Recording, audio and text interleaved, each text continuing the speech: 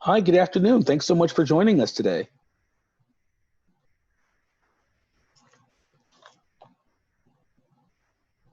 Hey there, Diego. Good to see you. Hi, everyone. Hi there. Thanks so much for joining us. Yeah. I am really looking forward to today's session. I am just trying to get into my system, and we're going to just do a little practice really quick. I want to make sure our polls work properly. So I'm going to just launch the first poll. Well, it's only one poll, but I think I want to make sure it's working. So coding at home with Ozobot. I'm launching polling, and that essentially is what it looks like. And as long as you're able to verify those prompts. Yeah, looks wonderful. Let's see, I'll plug this in. Okay. It looks great. Yeah, looks great.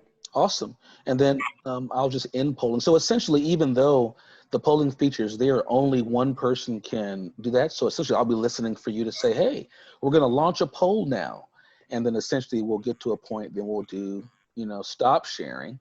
And then we'll be able to, relaunch it at that point. Perfect. Yeah, I have a marker slide for that as well. So awesome. We'll be ready for you. Yeah. So right now, whom shall be co-host? Both of you or all of you or whom? Yeah, I think all three of us. Is that right, Diego?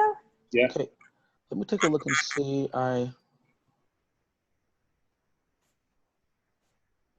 You should receive notification. I see it.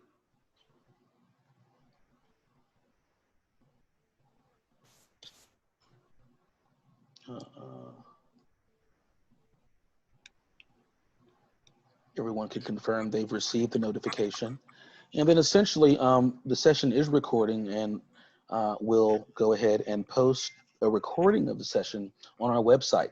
So typically, when we begin, folks will be hopping on shortly, and we'll welcome them. I'll introduce them to our website where they can access the presentation. I'll probably drop a link in the chat throughout just to kind of do that, and then just do some general housekeeping work. And then I'll pass it over to, who's first up? Is it Diego? Melissa. Melissa? Okay. All right. Pass it over to Melissa. And then right about the end, let's say we reach about 3:55, we're still on.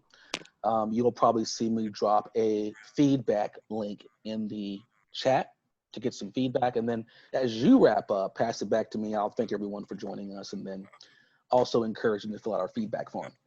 Great, wonderful. And how many attendees are we expecting today? Well, officially, minus the three of you, we had 31. So minus the three of you, that would be what, 28? Wonderful, wonderful. Assuming all three of you registered. If only two of you registered, then. We all did. Melissa, are you going to go ahead and control the slide deck, and we just tell you when to move? It's up to you. I'm happy to do that, or if you prefer that I pass it over to you, Lisa, during your portion. I'm fine. I'm fine with you controlling it. It's the same one we've presented a couple of times, and perfect. Just play that one video. And that way it's less of us going, oh, stop sharing, pausing, all that kind of stuff. Sure. Yeah. Well, if that's the case, let's make sure you've toggled to share your computer audio. I know there's an additional step in Zoom. Yep. Where you hover over the three dots and go to share computer audio or something like that. Whoops, that is the wrong screen I wanted to share, Yeah. but yes. Yeah. I'll actually begin by sharing my screen first with our website and talk about that, and then I'll stop sharing and then transition over to you guys. Great. Awesome. Sounds wonderful. Yeah.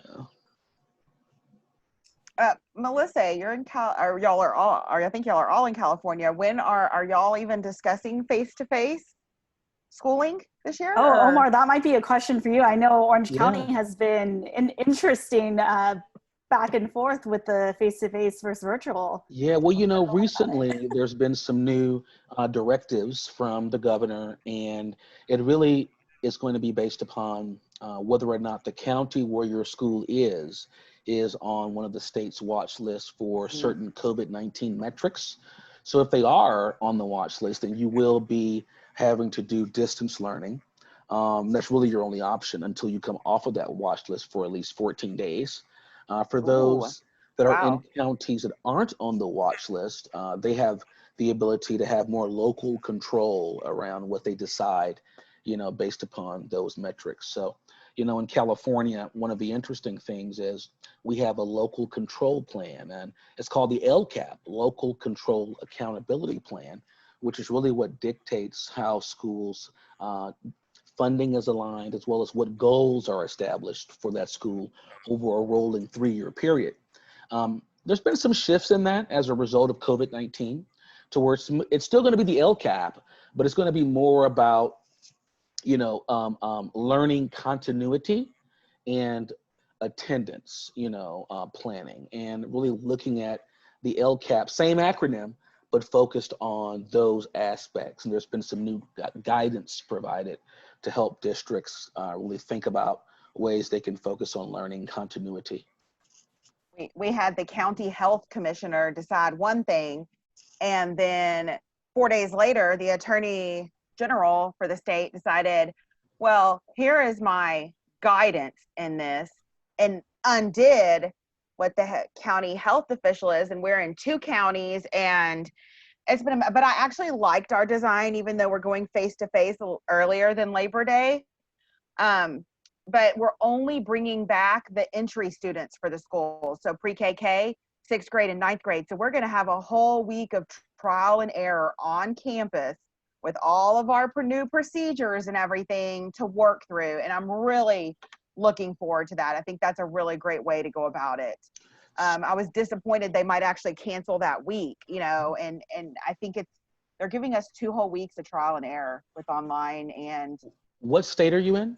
I'm in Texas. Oh, okay. So, Yeah. And I'm in Houston area, so it's definitely a hot spot right now. It's been a challenge. Like, we got the order. Will there be a requirement for students to have face coverings on campus?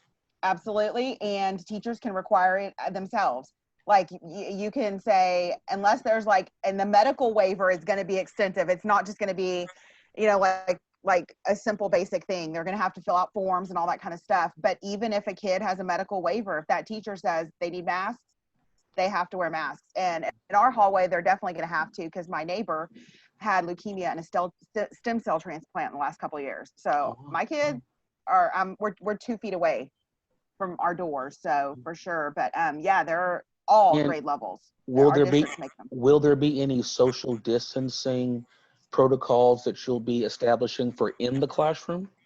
Not really. We don't know. Our superintendent, which I think is something I've really enjoyed about it, is just basically said, we wish we could, but it's not gonna, he was very transparent about it, and I really appreciate that. Definitely letting us know, like, look, here's the situation. I'd love to give you 11 kids per class, but it is not possible. And this is based on before we had, we're having about a 60-40 split on brick and mortar. So it might be that our classes are kind of smaller, but then some of us, like I will probably have online sections and in-class sections. But with my population, and Melissa's familiar with my population, my kids are probably going to be in school. Mine are the ones that, like, you're going to school today. So, which my kids need to be successful. So I really don't know we just don't know yet what's going to happen. But they're going to treat masks as dress codes. Kids are not going to have the option to not wear them. So we'll see. Our schools really tried. They've even looked at getting some of the clear, UV lights and stuff in to clean, and it's not even cost available now, but they're like, it's not crossed off the list. They're really trying very, very hard, I think. Great.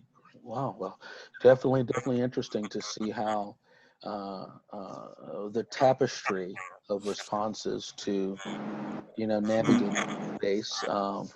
Yeah, I definitely know, having 2 different hats I wear, one as a parent hat and one as an educator hat. I definitely do have opposing views, but as part of that cognitive dissonance that you engage when you have to deal with some of these scenarios. But hey, yeah, It's hard. Everyone for joining us right now. We'll be getting started shortly. We're just getting everything set up. So thanks so much.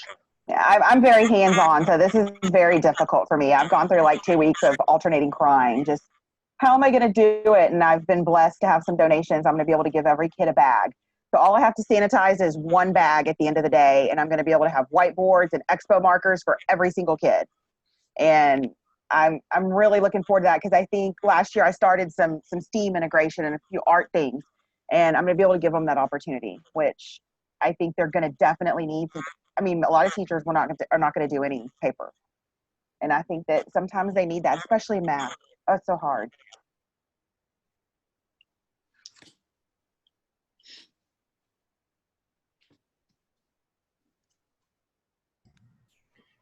Our math teachers have the students still do all their work on math on paper, then they take a picture of it, and then turn it in Canvas, and then the teachers can score it in Canvas. Yeah. And that's what I'm looking at doing. I did some activities last year where it was like they just answered some questions and then had to draw a certain emoji face on it, and I would go to yell at a kid for being on his phone when he was actually Googling the emoji face. And I'm like, I am not taking this out of my classroom. These kids are all into this. And I mean, we would have kids just spend the whole 30 minutes and they just needed that release. And you just don't, if everybody's doing it on the tablet, you know, they're not going to have that. I'm getting the scented crayons because they're plastic and I can sanitize them, you know, just to give them that opportunity. And my mom is an artist, so I'm very much both right and left brain. And I want to give them that. You know, a lot of people are like, I'm not. Well, that's who I am, and that's what they need to be successful in my class. So it's just hard. But I am going to do the pictures on It's Learning. That's definitely, they're going to still submit it as a picture, but they're going to have that time to do the artsy part in class.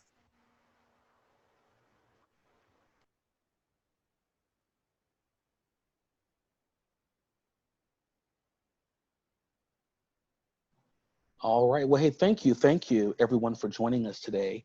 And it's really exciting to be able to share in this week 2 of our virtual summer of CS. You know, we began last week really just wanting to build community in Orange County and, dare I say, across the nation, as we have folks joining us right now from Texas and other states to really, you know, talk about building awareness around the importance of computer science and ways that we can engage learners. You know, part of our opening last week around culturally responsive CS was really responding to this. You know, if we want more women and girls in computer science, we want more persons of color, it's more than just about providing access, but providing the support.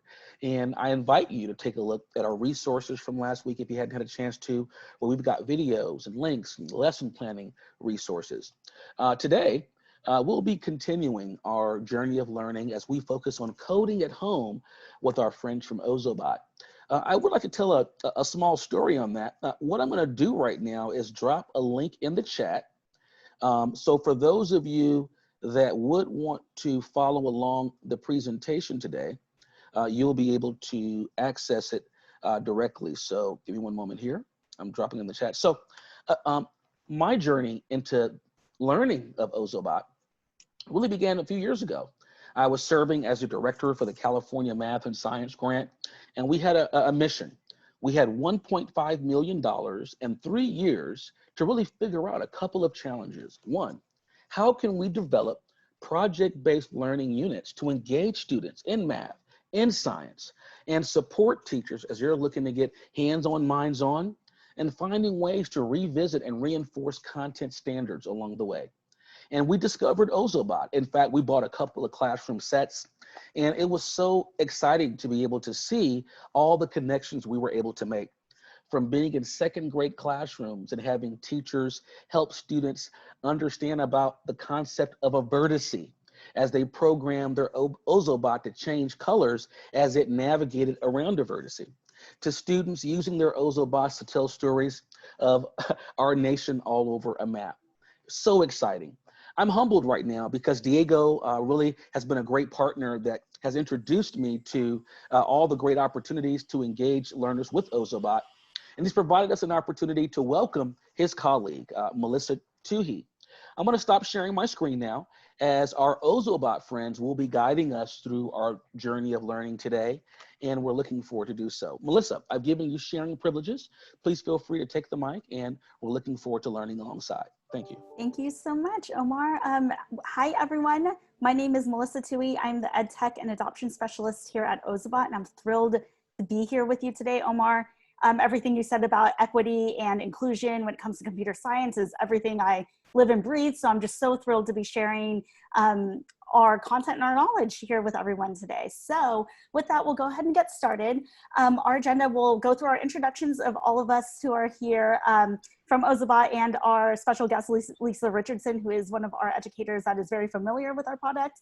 Then we'll have a couple of poll questions for everybody that's in the audience. We will introduce everyone to our 2 ways to code so that you have an idea of what the Ozobot capabilities are.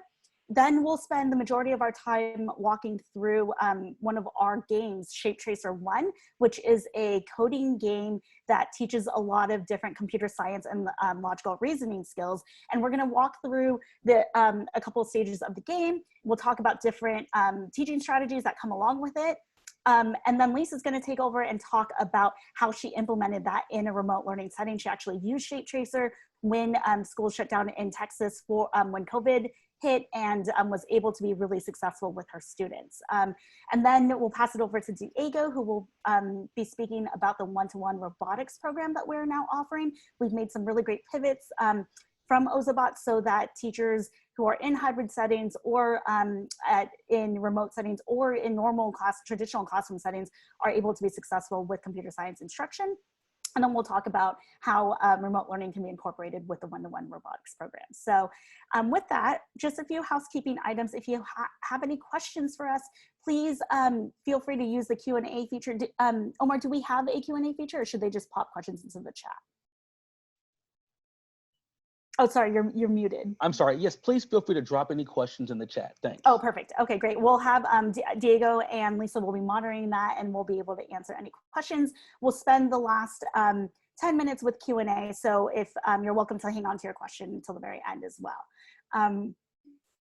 If you'd like to start a dialogue, please use the chat, and remember to select all panelists and attendees. I know that sometimes it only will send it to just the panelists. So when you're sending a message, just make sure you select all panelists and attendees so that everyone in the audience is able to see your message. So with that, we'll go ahead and start with some introductions.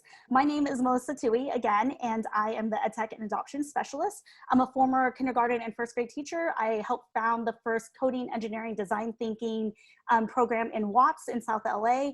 I've also coached teachers in implementing computer science in the classroom, and I'm currently at UCLA. I'm pursuing my doctoral degree in educational leadership. So in a nutshell, that's all about me. Lisa, would you like to introduce yourself? Hi, I'm Lisa Richardson. I'm actually a high school math teacher in Texas, just a teacher, no master's.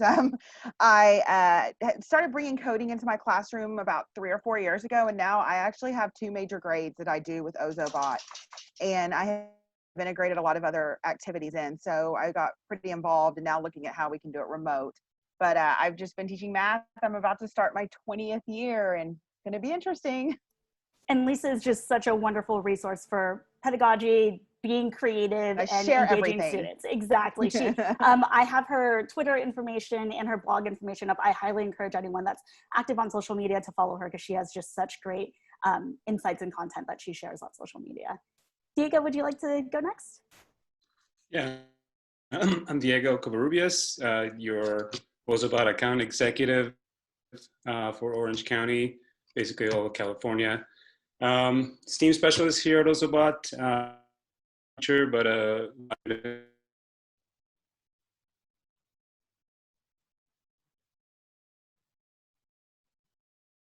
that we can. All right, thank you. We'll go ahead and launch into our poll questions. We have 3 questions. I'll give everyone about 45 seconds to answer them, but we're just interested to know who's in our audience today, what you teach, and how familiar you are with Ozobot. So if you could just take a couple of seconds to answer those questions, we would love to know more about you and what you're interested in learning today. So.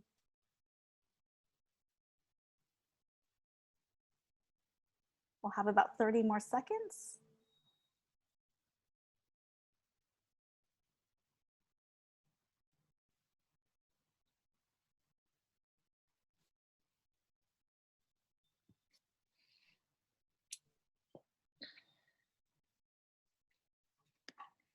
All right, looks like we're across the board with our experience with Ozobot. We're on both ends of the spectrum. Some of us have them, some of us are brand new, and we're in all kinds of age ranges. So that we have something for everyone today. So that's really, really great to know. Again, if you have any questions or comments, please feel free to share in the chat. So a couple of things that we would love to know more about you. What do you teach? What are you interested in teaching computer science, or why are you interested in teaching computer science?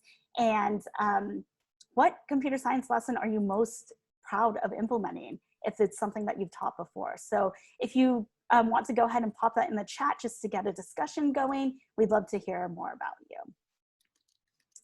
Great. And while you are doing that, we'll go ahead and jump into our 2 ways to code. We have a quick video for you. Ozobot is a tiny desktop robot, and this video will showcase and highlight the different features.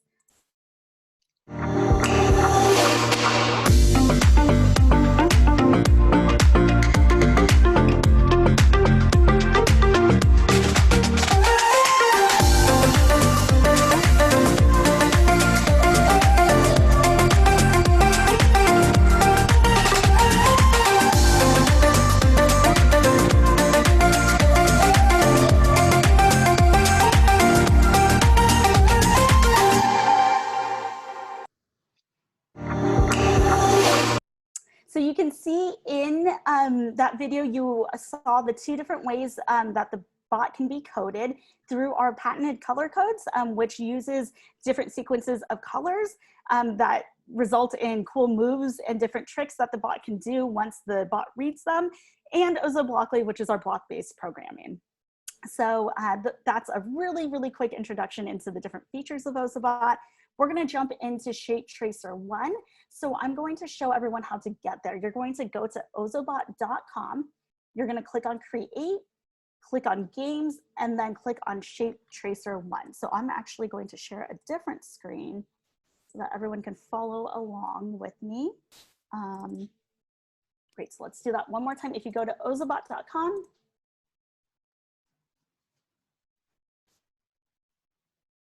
and then click on Create up at the top. And then there is a games option. My internet is running a little slow. There's a games option on that bottom banner.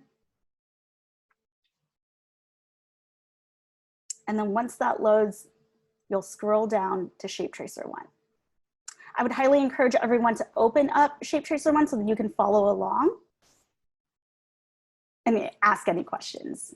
So what we'll be doing is we'll be highlighting the different features, and then we'll talk about the different ways that you're able to use this while you're teaching. So some of the recommendations that we have, if you are in a remote model, is either using this for synchronous teaching.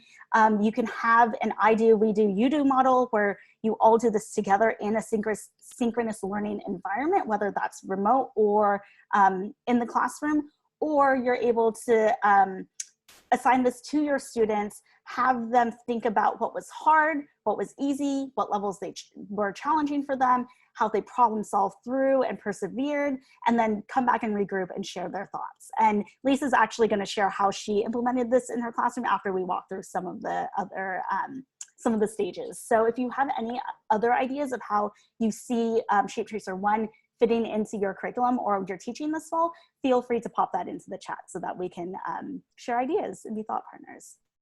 So a couple things about Shape Tracer 1 that I want to point out before we dive in is a couple different features. Up here, there's a goals section. So you can point this out to students and let them know that if they ever are confused or don't know what to do, they can click on goals and it'll explain exactly what needs to be done for that level. There are 10 different levels with 10 different goals. And once the students complete the 10th level, they unlock a fun game that they can print and play at home.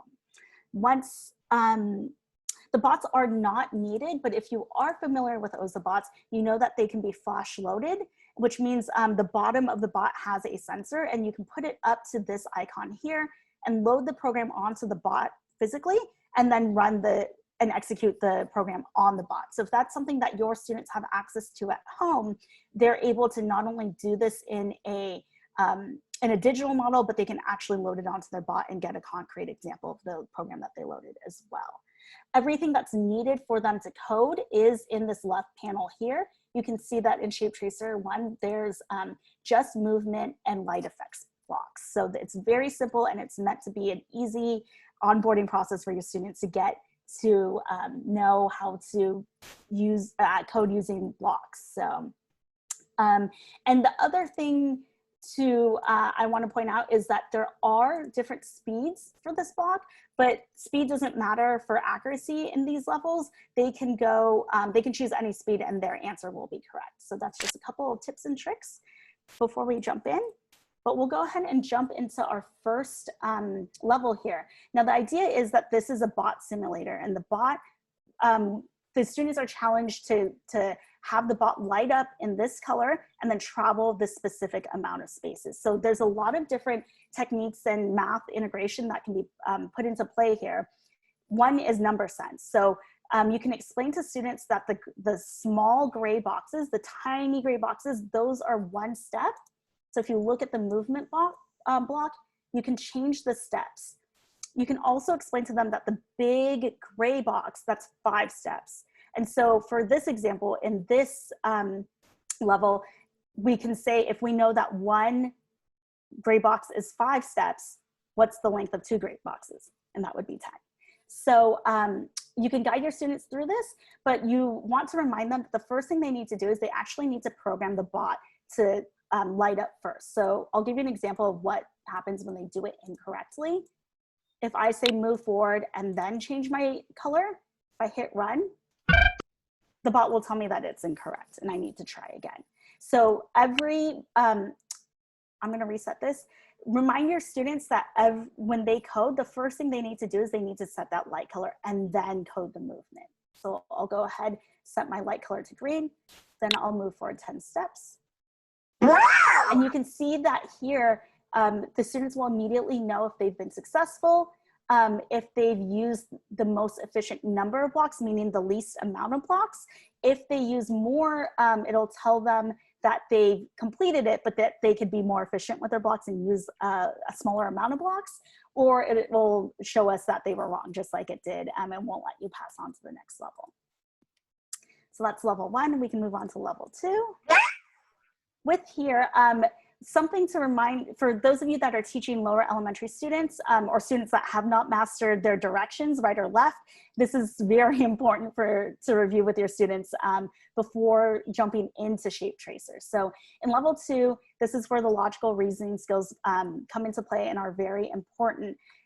You'll want to explain to students that they need to have the bot travel in turn, and they'll have to actually figure out which way the bot needs to rotate. So for this level, again, they need to set the light effect first. So we'll set the top light color to red. It's already on red. And again, here's where our number sense comes in. First, my bot needs to travel forward. I know that that big gray box is 5 steps. So I'll have my bot move forward 5 steps. And this is where you can encourage kids to guess and check. They don't need to write the whole piece of code at once and then run it. Encourage them to write their code and debug as they go, because that is what real computer scientists do. They don't write a huge long program, execute, execute it after a month's worth of work and then go back and debug. They test it as they're going. So here, you can model that for them. You can show them that the bot is here and we need to decide whether the bot needs to turn left or right. And so here, we have our rotate button, and we will actually have it turn a complete right turn. So again, you can model for your students just to check to make sure that's right. Now that turn was a little bit quick, so you can tell that it did turn right because the wheels are towards the back of the bot, and they, let me reset that. So you can see that the front is here and the wheels are towards the back, and we know the bot's turned because the wheels are now on the left side. And again, now you can ask students how many more spaces forward does the bot need to go? And they should say, well, 5 spaces, because that's another chunk of 5 there. And this is where you can show them where a shortcut for code. If you right click on any of our blocks, you can actually duplicate them.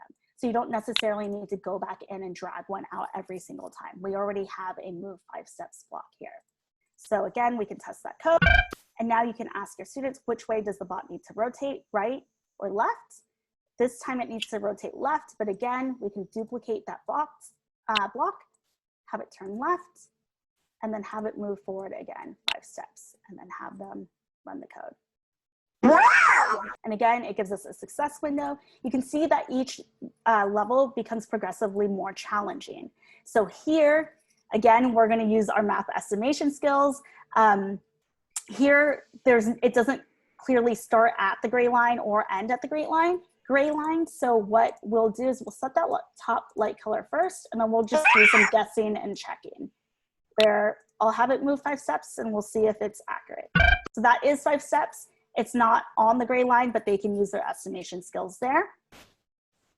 We'll have the bot rotate. You can ask them, does it need to turn right or left? Again, it needs to turn right. And then it's gonna travel, we know that again, from this gray line to this gray line, it's 5. So an estimation, I believe that's a little bit over 5. So we can try moving 3 steps forward before we need to change that color. Let's see if that works. There we go. So now we know that we've completed the blue line, and now it needs to change to red. So we can duplicate the set light color, change that to red. And then I know this is where our math skills again come into play. If I know that this segment is 3, I know that the whole segment is 10. My partner to 10 for 3 is 7. So this must be 7 steps. So you can see that there's so much math integration and logical thinking that's involved with what seems to be a very simple task, right? So here we go, we'll test that again. And then the last thing we need to do is we need to have it turn. Again, you can point out, is it left or is it right? If your students still have not mastered that skill, my bot needs to turn right. And then this is where you can use some comparison. You can explain to students, I know that this length that the bot traveled is 5 on this side looks exactly the same. So I'm going to assume that my bot is going to travel 5 to make that last segment. And we'll try it. We'll run the whole program to see if we were accurate. There we go. All right. We'll move on to level 4.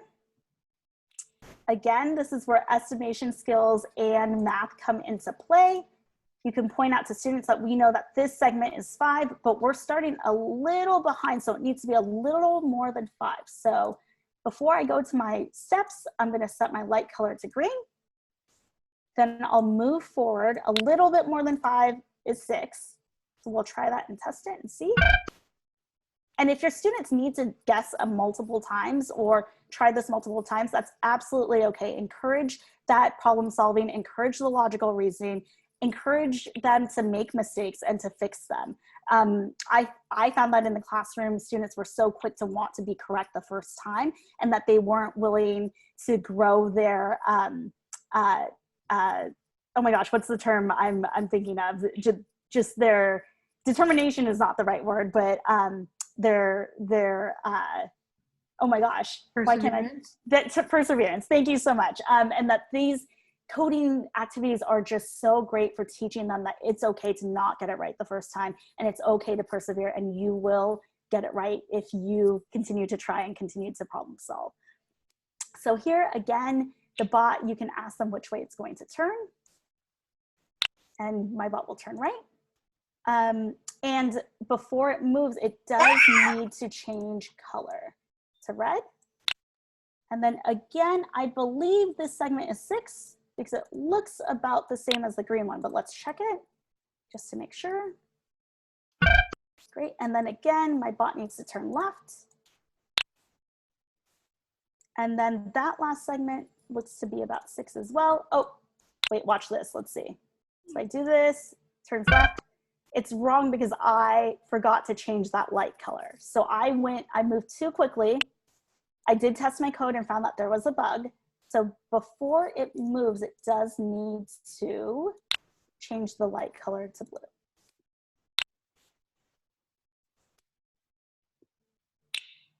There we go. Great. All right, so this is where there can be multiple different answers there are multiple different right answers to get to the same solution. For example, here, the bot could go different ways and it would still have the same outcome. But when it comes to Shape Tracer, it will reward you, or it will tell you that you are the most correct if you use the least amount of blocks. So if you have the bot turn first to do the blue line first, it'll actually say that you can, it wasn't the most efficient way to code. So when it comes to these more challenging levels where there's turns involved, remind students that you take advantage of how the bot is positioned. It's already facing a certain direction, so we don't need to waste a block turning it. So what we'll do is we'll set the light color first. It's already facing on the red line, so we'll set the light color to red. We'll have it move forward 5 steps. Actually, that's not 5, that's 1 less than 5. That's about 4. And now we can actually do something really cool here. We can take another movement block, and instead of having the bot turn all the way around, we can change the direction backward. And again, this is where math comes into play. If we know that forward was 4, it needs to go double backward. So that would make that 8 steps. So let's try that again. And then now we need to have it move back to the middle so that it can turn and do the blue lines. So we will have it move forward 4 steps again. And then we will have our bot turn right. And Melissa, I'd like to point out, this is a really good time, because when I first did this, I wasn't thinking, I was like rotating him back around to go forward. So there's a lot of like kind of growing logic here for kids of all levels, and, you know, 42-year-olds too. So it's just something to think about, you know, that you might not necessarily want to tell them, but then when they don't get the golden Ozobot, be like, well, how could we have made it shorter? Let's think about this and maybe even demonstrate it in your class. Well, do I have to turn around and come back? I just wanted to point that out. This is one of those, there's a lot more to it than just moving the Ozobot on the screen. You know, a lot more growth in there.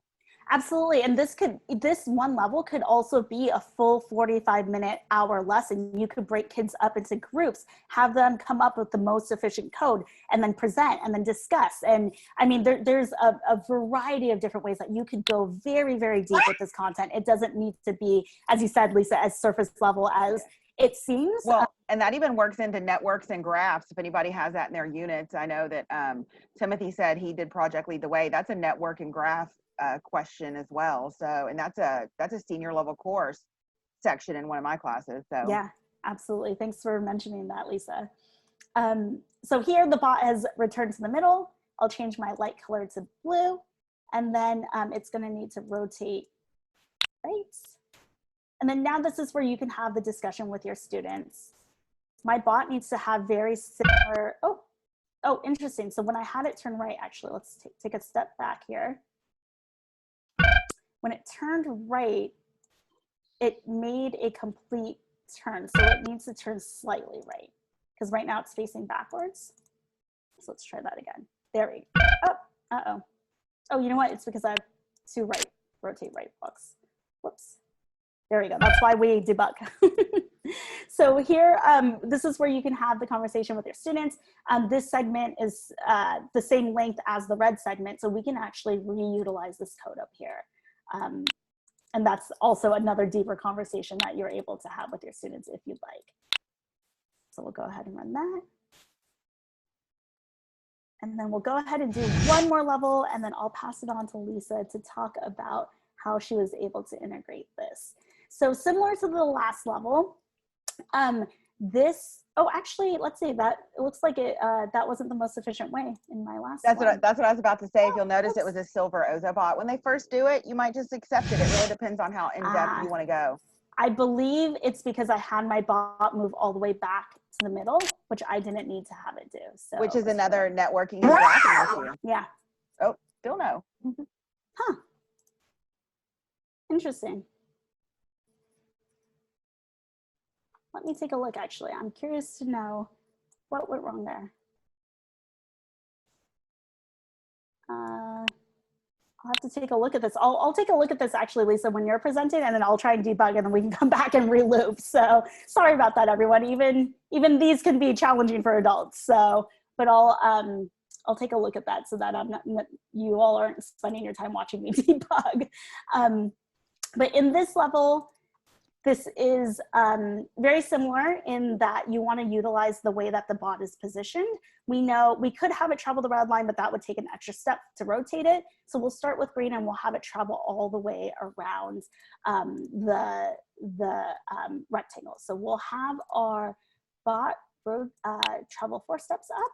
Let's see if that's the accurate amounts. We'll have it rotate left. Let's see if 4 is correct. Great. And then we'll have it rotate left again. And then it'll travel 8 steps all the way down because 4 and 4 is 8. Then we'll have it rotate again and then move 4 steps. Duplicate this one. And then it'll rotate left again and then move 4 steps. So let's have it go all the way to the beginning. There we go. And then the final step would be to rotate it and then change the color to red, and then have it travel the 4 steps. Great. All right. So I hope you learned a little bit about Shape Tracer. I'm going to go back and take a look at level 5 to see where I went wrong, and then re-loop back with all of you once Lisa is finished with her part of the presentation. But let me share that part of the slide. We had a question about, do kids have to finish it all in one setting? No, your browser will save it. So if they log in under their Google, it's going to save it under that account. If they do it at their home computer, it might be under a different one if they're not logged into that Google. But like if I went back into it now, it would have mine complete. So you would have to reset it. And if you as an educator are wondering where the solutions are, we have them in a couple different places. In the slide deck that was shared with you, we have lesson plans where the solutions are included in those lesson plans. We did host a webinar where we went through all 10 levels of Shape Tracer, and that is on our webinar website, and the links to the recording and the slide deck are there for you as well. And then we also have a blog post with all of the solutions as well. If you're interested in using our games to teach, we also have Shape Tracer 2, which is a more complex game. It introduces the idea of loops. So there's 3 different level categories. There's movement, there's color, and then there's loops. And then we also have Ozobot, which is more about logical sequencing with the line following capabilities of the bots. So there's multiple different ways for you to utilize Ozobots. If you don't have them physically or your students don't have them physically, you can still teach with our games and our content. And with that, Lisa, would you like me to play your video? All right, great. I'll go ahead and hand it over to Lisa. Yes, please. I know you're wanting to debug, but so this is a little video. I was just going to show y'all. This is our learning platform. It's learning. This is what I set up to give to my kids and what my expectations were of them to turn in. I just want to show you what I printed and what they saw. Last year we did it very, kind of by the seat of our pants, and I needed to make sure that they kind of understood everything that was going on. I was looking for something different from them to do. I would like to start out with the fact that you definitely need to make sure it can be opened on your network devices, or if they're on their school Wi-Fi, because I don't have access to a student one, so naturally I had to make that issue, and I believe y'all are getting access to this. So my thing came along when I say like the seat of our pants is some kids didn't know how to submit notes learning. Some kids didn't know how. So I would have them send it to me via email, via remind, however they needed to do it. And what I had them do is after I did a webinar on it, and I said, okay, that's it. I'm going to assign it to my kids and prepared the lesson before I even knew if they could access it. And I decided, well, what I had them do was you have to either take a picture of like your thumbs up in front of it being completed, or a screenshot that has another document open that you worked on that shows your name, because I teach high schoolers, so I have to prevent that, they might just access it from their friend, you know, type thing. So this is some of my submissions I had, just to give you guys an idea, you know, just their thumbs up. Obviously somebody is not going to have somebody else's bedspread in their picture. So it was my quick way of how can I get this done and know that they did it. And then like the one on the right, the kid was excited that he got it done. What I did first is I only required them finish 3 lessons. And I said, just do your first 3 levels. They had never seen this before. They had used Ozobot. They'd used Ozobot with markers. They'd never done any programming with it. So I just kind of threw this out there and said, go for it. And I asked some of the kids for some of their feedback. None of the feedback was negative. I had some kids that struggled with it, and I'm going to go through that. I had a really good interaction with a kid. But I had some kids, I had 2 kids in particular that had not done anything during distance learning, and both of them did all 10 levels on this. So they really enjoyed it. So what I did is I said, you have to finish 3 levels, and I actually gave them a walkthrough of level 1. And don't make the mistake of linking it to Ozobot's webinar on it, because that'll give them all the answers. So I do think it's important that they hear our voices. So I went on and did it myself and messed up, and, you know, just like they would have, and kind of walked them through how to do level 1. And so that was their grade. I gave a couple of weeks to do it, and then I gave them extra credit if they did 10 levels. So the 2 kids I was talking about in particular actually did all 10 of them. And some of them did 6 or 7 of them. And so it was really neat. I definitely want to do it again, but it's something that you could break up into 3 lessons, 4 lessons. You know, you don't, if they go do all 10, that's great. You know, I don't know necessarily, I didn't gauge how long it took them to do it, but I do know it took them a little bit of time to do it, and they'd never seen it before. So it was really fun. I'm definitely going to work with it next year. I was going to start with it, but now that I'm not sure exactly when everybody's going to get their devices and all that kind of stuff, but I'm definitely going to do this in the first several weeks with my online sections I'm sure to have, and my in-class sections, just because it's a really great logic tool. And I teach high schoolers. So if you think this is too young for them, this feedback is from 10th, 11th graders, some 12th graders. They you know, enjoyed it. This is a specific student problem I have, or interaction I had. He struggles a lot, especially when they're kids for him to read off of. So he was like sending me, and you'll notice on the first picture, I told him, oh, you forgot to change your color. That's what you did wrong first. You know, you needed to change it first. But then on the second picture, you'll notice that I'm like, well, what did you notice about your code here? And so it was actually a growth experience just between 2 levels with this student. And I really liked that he came out with that, and he had that little bit of an experience. So if you want to go on ahead, Melissa, and go to the next slide. This is one, he ended up doing another one, and he really enjoyed it. I think we might have flipped the slide. There was one slide that I noticed as kids were emailing me, I would send out reminds of like quick reminders of what they wanted to do, like right here.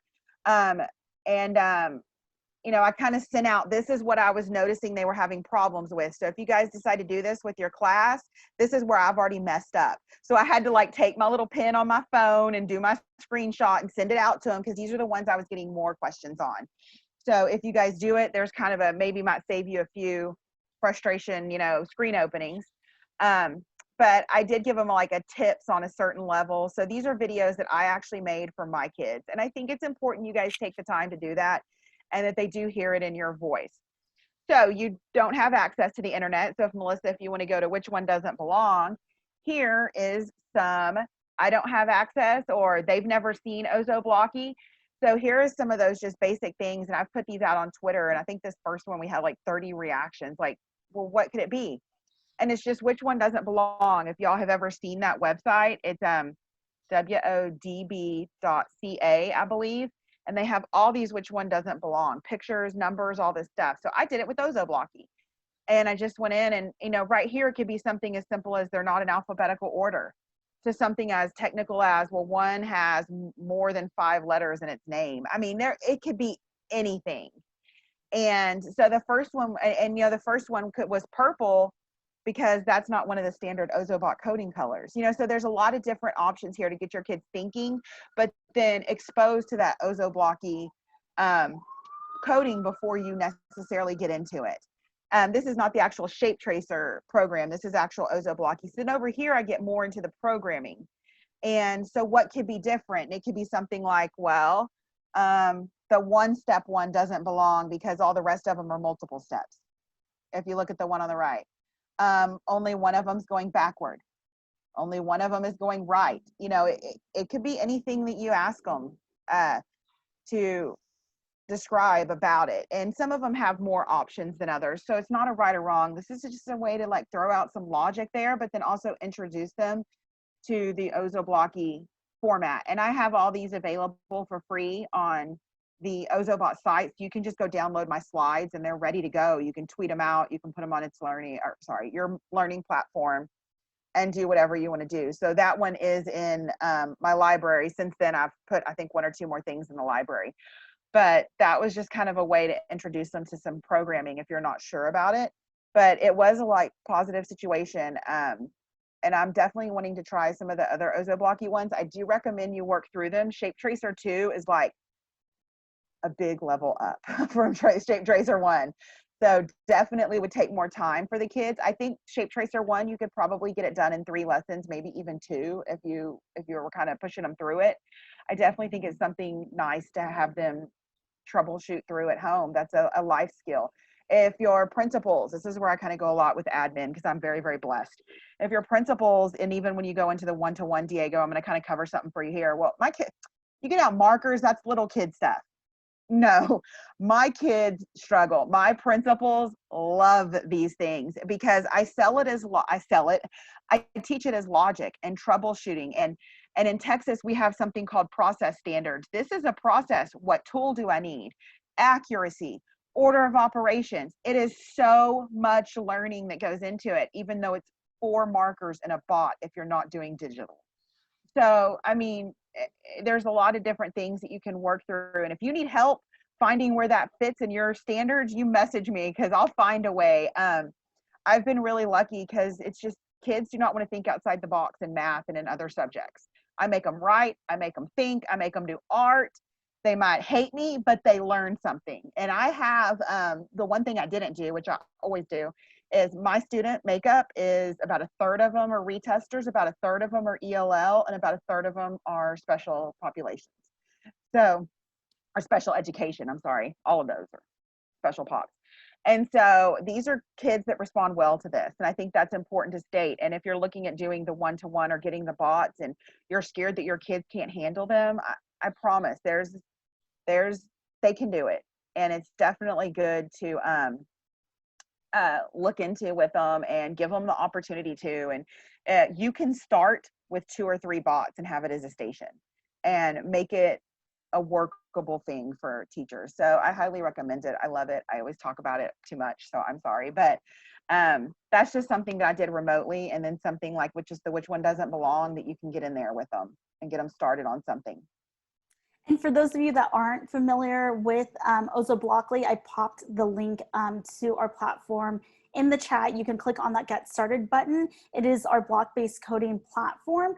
It does require a bot because the program does need to be loaded on the bot. There's no simulator there, so it does require a bot to execute the code. So if you'd like to learn more about that, the link is there. We have lots of lessons in our lesson library. I saw a question about the lesson library. Ozobot Classroom and the lesson library are completely free for educators, so you're more than welcome to sign up and get in there and start exploring. But we have lots of content. Lisa has some wonderful lessons. My personal favorite is Ozobot's Mad Dash for TP that she created when I want to get back into the happened. classroom so bad to do some of the new ones. Actually, our last day in class, just to give you a heads up, and I don't know if you caught this last time, Melissa, our last day in class was actually Ozobot. We did the Harry's Horcrux challenge was our last day in class. And it was good. It was harder than I thought. So I have a younger version and I have a like 42-year-old version. So just to give you guys a heads up. Thank you, Lisa. All right, and now we're gonna pass it over to Diego. He's gonna talk about our new one-to-one opportunity. Yes, hi everybody. This is the answer that Ozobot has to the moment, the need for remote education So we introduced the one-to-one program, which basically takes all the core that educators love about Ozobot and just brings it to you in a remote learning way, but still to be able to use without screens with color coding, but obviously stepping it up a notch with Ozoblockly as well. Basically, it works this way. Each student gets a bot to take home to increase their engagement wherever they are. As a teacher, you get access to ready to run lessons that are standard aligned, obviously remote friendly, and schools and districts basically can track students' engagement using the Ozobot platform. So it's three really important things during these times in one, three things. We can go to the next slide to talk about that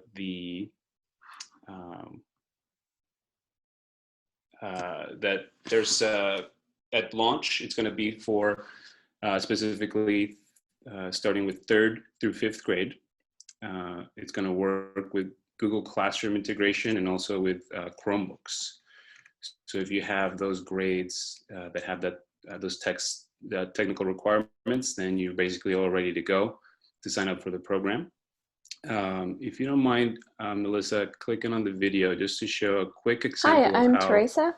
I am a software engineer here at Ozobot, and I've created this demo for integrating Google Classroom into Ozobot Classroom.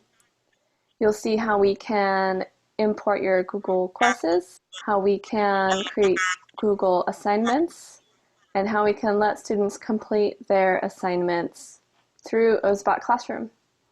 First step is we will log in with the same account as our Google Classroom.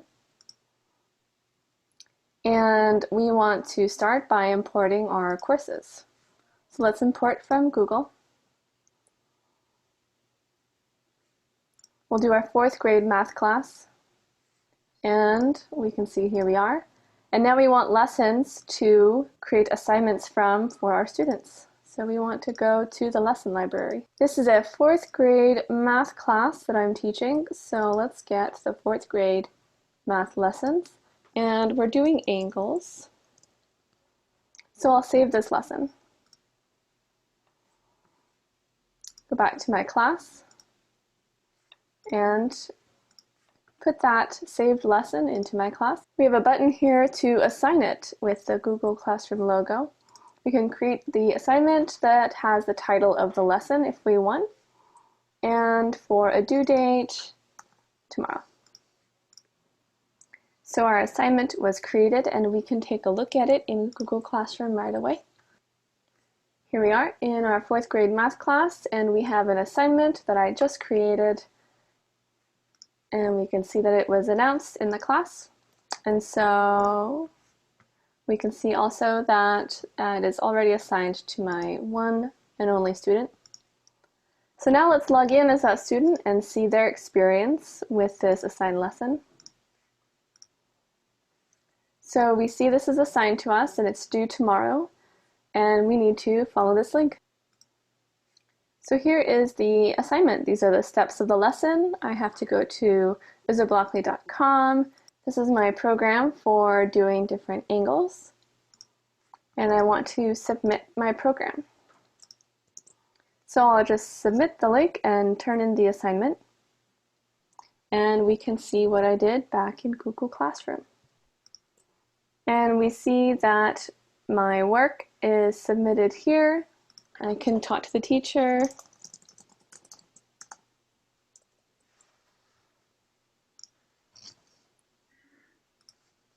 And my work as a student is done, hopefully. Now I'll go back to being the teacher, and I want to see how my students are doing with that assignment. So let's check it out, and I see that Olive has turned it in. I can take a look. This is a good program. I like it. It is achieving our goal. So I can give Olive 100%.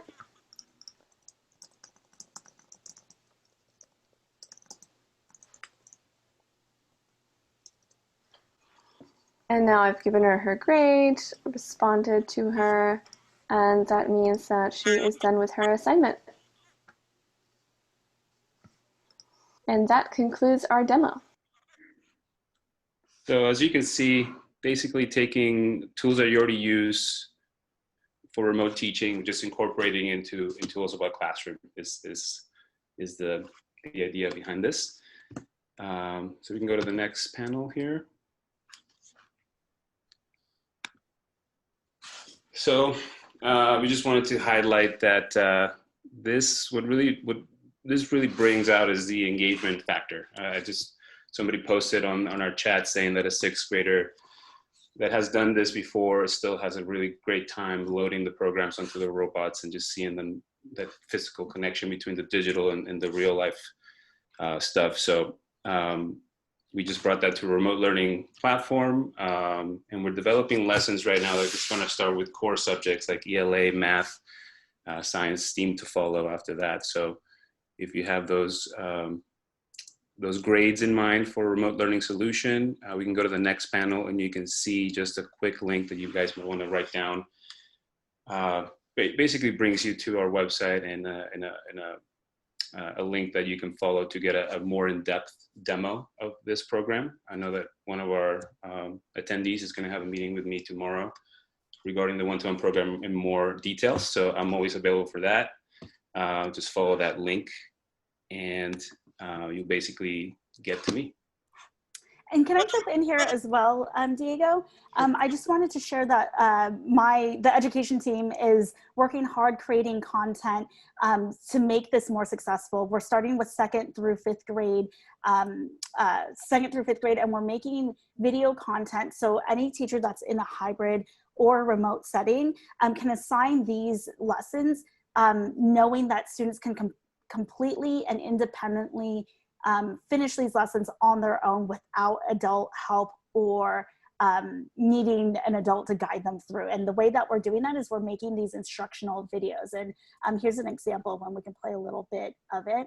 We won't watch the whole thing, but I'll show you. This is one of our first introduction. Hi everyone, videos. My name is Miss Tui and I'm so excited to be here with you today. We are going to cover the basics of the bot and I'll teach you how to calibrate the bot and draw lines for Evo to follow.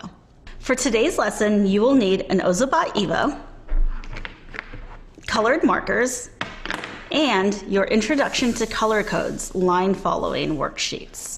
So you can see we cover everything that's needed for a student to be successful. We give them the materials, we tell them exactly what to do. I'm gonna speed up where I'm actually modeling part of what they're doing. So this is exactly what we expect them to accomplish at the end of the lesson, and we walk them through every single part of it. Let's practice drawing lines for Evo to follow. Evo can follow lines in black, red, green, and blue. But right now we're gonna practice with just black. When you draw lines for Evo to follow, make sure they're not too thin, make sure they're not inconsistent, and they're not too thick. They have to be just right. And it takes a little bit of practice. So watch me. I'm gonna connect the lines here. Very carefully. And then I'm gonna take Evo and place it at start for it to follow. Let's see if Evo makes it to the end.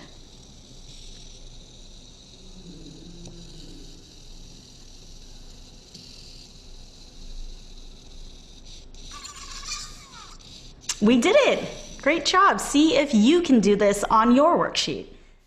So you can see we're very clear and explicit about what we expect from the students, what we want them to do, and we guide them through it. So we created this, we're creating all this content with teachers in mind. We're trying to take that heavy lift off of you so that you can be successful no matter what environment you're in.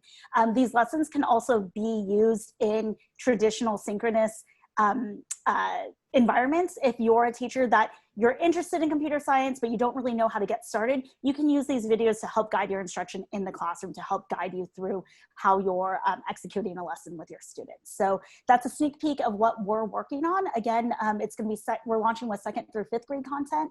There'll be standards aligned to Common Core, NGSS, ISTE, and CSTA standards. So that's a sneak peek of what we've been working on.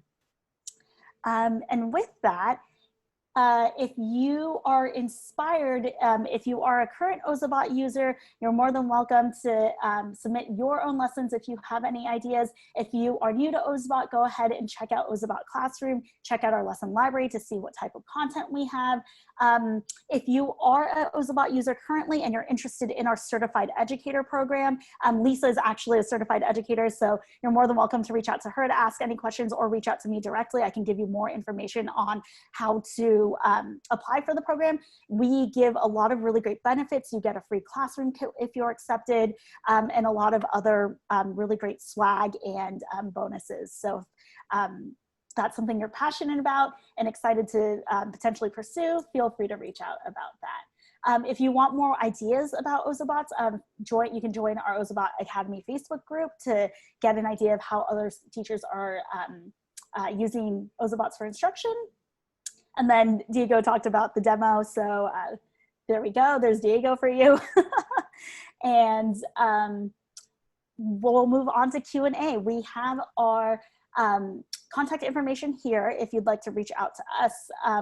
For all three of us, feel free. And it looks like we had a couple questions in the chat. Sean asked about alternatives to the official Ozobot markers. Diego, I know that Crayola markers work well. Do you have any guidance around like what they should look for or parameters around? Just need to match the marker colors that come with the Ozobots. And then with that, basically every marker will work. We recommend. Let me point out, there are some blues that you have to be careful with. One of our reps had like bought a bunch of like one brand, and that blue didn't work. So definitely before you go out and buy a whole bunch, make sure like if you're getting some off brand that they actually do work, because it is light sensitive. Yeah, and they. I just want to give y'all up on that because that happened to somebody and she had like 200 markers that 200 blue markers that didn't work. Yeah, you don't want to do that. So maybe test it out a little bit beforehand, of course. But yeah, the idea is it's an optical sensor, so the colors is what matters. So if it sees the right hue. And your lighting, wherever you're doing it at, make sure your lighting is good. One side of my classroom is dim, and it will change the functionality. It is a light sensitive, and so we do discuss that, as well as pencil markings will change it. And we do recommend that before every use, students calibrate their bots. So that's something to remind students. We do go over that in some of these introductory videos that we've created, that because lighting conditions change and the way that the bot works depends on how much light is in the room. That's a robotics element that you can talk about as well. The sensor is sensitive to the light. So if a cloud rolls over the classroom or you turn off the lights in the middle of the lesson or something happens, it's always good practice to recalibrate that bot. So yes, just get your students in practice of doing that. Sarah has a question about any thoughts about students coming in with a wide range of experience. Sounds like some students don't have any experience with Ozobots and some do. Sarah, what we have started, that introductory lesson that I showed with that video, we have a series of lessons. It's 4 lessons that are an introduction to our line following, our color codes, the directionality of the bot, and then a get to know your bot that actually guides students through all the major hardware components and robotics components of the bot. We have video content to support that. It's not live yet, but it will be live soon. So check out our blog posts.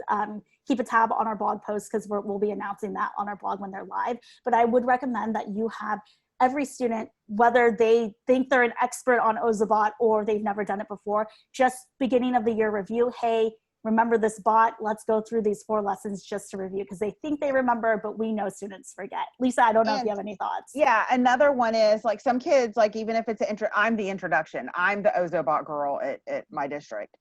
And I got some brain teasers off of Teachers Pay Teachers, super cheap. So then like my first day is always doing the introductory lesson. It's not the one that Melissa showed. There's another older one. Melissa, you know what I'm talking about? And then there's like this little store challenge. It's really great. If you download one of my lessons, I think it's linked in most of them. And I give them that. And so then the second day they come in and they have to do get the Ozobot to the store from the house, and 2 brain teasers. And I have the brain teasers separated in the harder ones and the easier ones. And so you could just make them do more brain teasers, be like, you have to do 4 brain teasers. And if they don't, then they've still done what you want them to do. So that's how I would work with them first introducing them into the classroom with the markers, is definitely do some different brain teasers with them if you're just wanting to keep it hands-on at first. Or like Melissa said, put them on there and say, well, now can you make that line on Ozoblocky? So just an idea. That's what I've come across.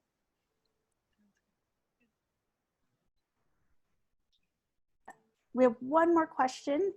Do you have advice on using Ozobot Classroom? Have you seen success in that with the Classroom Kit? So Lisa, do you want to chime in here as a Ozobot Classroom user and Classroom Kit user? Well, the Classroom has only been in use just very shortly. So I actually have not had a chance to integrate it in, because I think y'all just had the beta version available in March. So it's definitely been something that we have not got a chance to fully integrate. I do think one thing, like, it's fully functional with Google Classroom, but if you guys do not use Google Classroom, you're going to probably see what best integrates into your learning system. Before you go and spend a ton of hours into any one system, I would definitely look at what works best with your learning platform, because our learning platform is not very robust. So it's very hard to tie it in with stuff. So the other thing that you need to make sure of is, if you do use Google Classroom and you do go through just the classroom, that it is going to work on those student devices, because our districts like to go in, and that's one of the things I've talked to Ozobot about, is how they list Shape Tracer under games, and our districts don't. Our district took out coolmath.com, guys. I mean, like, my goodness. So that's one thing you do want to make sure that that's not flagged in your system. No knock to anybody, but some of our districts don't even let you Google certain words. So definitely something important to look at before you put a lot of hours in and you put all your kids in there. Make sure it's something that they can access on their device. And if they can't, contact Ozobot and say, hey, it's not syncing up with this, or contact your district people. You might be able to get permission in order to sync it. So I would hate to see anybody invest a ton of hours into a platform that will not work with theirs. Not saying I love that it's integrated with Google Classroom. I'm totally jealous of all you people that have Classroom and anything other than It's Learning. I'm so jealous. Thank you. Well, hey, I really want to make sure I thank everyone for joining us today, and also thank Diego, Melissa, Lisa, for sharing your expertise and your passion for Ozobot. I'm really hopeful that everyone found value in our time together over these last couple of weeks, and I really want to encourage you to visit our resources, share up our presentations. I'm going to have to go on and fix the link. I just checked some of the links are bad, but for the most part, all the YouTube videos are great, so feel free to look at those and share as well. Please do complete our feedback survey, as your feedback helps to ensure our planning meets the needs of all those in the field. So again, we transition into this time into a space around emergency remote learning. And now we're transitioning into what we know will be distance learning, but we have a little bit more time to plan and think about what that looks like. I'm really hopeful that the resources that we've shared, the strategies that we've introduced, will be things that you find of value for you and your students as you engage. And do know OCDE is here as a resource. Feel free to reach out to me, just an email or a phone call away, and we're always happy to share. I see there's a couple more questions in the chat. If you want to respond to those, we'll be here for that. Other than that, thank you for all those that joined us, and we'll see you next time. Have a great day. So Sean asked a great question for all you that are interested. First of all, I didn't even know there was a certified educator, which I've been like, what, Melissa? And now I've talked to Melissa like 3 times a week. I don't even talk to my dad that much. And I went through Donors Choose. It was really easy. As a matter of fact, I finished my educator classroom kit with ones from Donors Choose to get the full amount that I need for my kids. So Donors Choose is great. But again, in these times and ages right now, I'm not going to actually depend on corporations going through that. I would say that that's one thing. Beg your friends and family with Donors Choose, but it's a wonderful resource to go through. And I believe with Ozobot, they have them available through Ward Science on there. So if you're looking for them, Ward Science, and Ward Science actually has 3 donors choose. Last time I looked, their educator entry kits were $79. Wow. So, or Hey, $80. So, I yeah, want to make sure I chime in with this. You know, at the yeah, county office, we're really doing our best to support. And I want everyone to know, I don't know if you're familiar with Q, Computer Using Educators. You have a local affiliate, your Orange County Q, OCQ. I happen to have the honor of serving as the president. And we do give out every year what we call a SEEDS grant, Students Engaged in Exploration and Discovery. So maybe you don't have Ozobots and you're thinking of ways you can engage your students. I highly would encourage you to check out our website, occue.org, fill out an application for a grant, and it would be wonderful. I'll also share this small caveat. We do have 2 classroom sets of yes. Ozobots available for checkout at the county office. They are And not the new Evo. They are the one before that. they But work. they They do. work. And in Mhm. fact, they aren't even open. We bought them with the MSP monies and we're ready to share them. So if you are interested, please do drop me a line. Right now, we're trying to figure out what our